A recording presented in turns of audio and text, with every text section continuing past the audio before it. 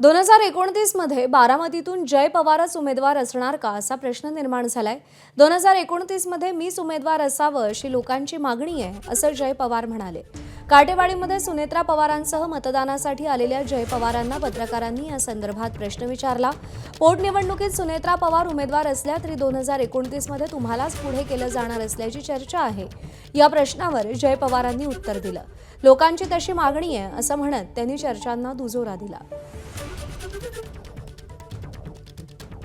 जरी सुनेत्रा वहिनींची असली तरी देखील चर्चा ही आहे की तुम्ही या पुढच्या काळात आता 2029 मध्ये तुम्हाला त्या सगळ्या याच्यात पुढे केलं जाणार आहे आणि तुम्ही ज्या पद्धतीने लोकांची मागणी आहे की 19 मध्ये मी उमेदवार व्हावं, 29 मध्ये मी उमेदवार व्हावं, पण माझी आशा आहे, नाही तर माझ्या मनात काय आहे की मी पक्षाचा छोटा कार्यकर्ता म्हणूनच कास माझे पुढे चालू ठेवावं आणि सगळ्यांना तिथं मदत करावी। 29 ला तुम्ही तुमची तयारी असणार आहे? नाही, मी तुम्हाला आताच बोललो, माझी नाही, लोकांची ती मागणी। जय पवार दरम्यान बारामतीमध्ये 2029 ला पुन्हा पवार विरुद्ध पवार होणार का याविषयी अजित पवारांचे बंधू श्रीनिवास पवार यांच्याशी बातचीत केली आमच्या प्रतिनिधींनी। पाहूया।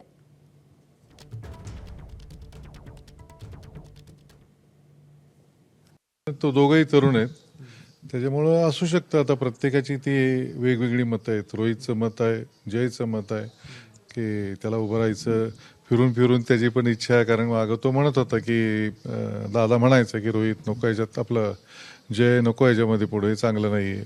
पण लोकांचं बघून बघून बघून इच्छा तयार झालेली असेल आणि त्याच्यात चूक काही नाही। शेवटी दादाचा मुलगा आहे तो, कोण ना कोणतरी 29 ला बहुतेक वहिनी माघार घेतील आणि हा येईल असं दिसतंय। रोहित पवारांना स्वतः बारामतीमधून निवडणूक लढवण्याची इच्छा आहे का असाही प्रश्न उपस्थित होतोय। आता ते त्यांनी ठरवायचे, त्याच्या डोक्यात काय हे आपण सांगू शकत नाही आणि ते कालच ठरवेल।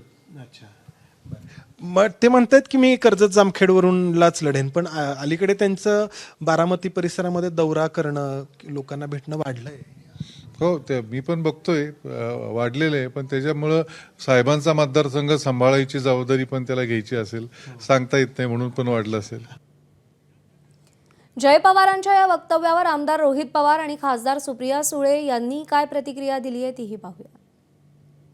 त्यांचा पक्ष वेगळा आहे, त्यांच्या पक्षाने जो कुठला निर्णय त्यावेळेस तिथं घेतला जाईल, म्हणजे काकी जर निवडणुकीला त्यावेळेस उभं राहणार नसतील आणि जे उभं राहणार असेल, शेवटी त्यावेळेस जी लढाई होईल 2029 ला, ती तशी बघितली तर सर्व पक्षीय ती लढाई त्या ठिकाणी होऊ शकते।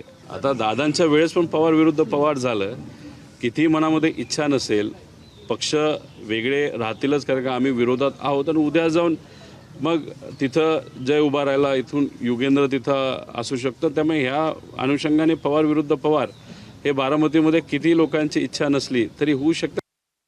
एकतर प्रत्येकाला ह्या एका सशक्त लोकशाहीमध्ये कोणाला इलेक्शन लढायचे हा अधिकार प्रत्येकाला आहे आणि त्यांच्या पक्षाचा अंतर्गत प्रश्न असेल ना कोणी लढायची ती सीट। एबीपी माझा, उघडा डोळे बघा नीट।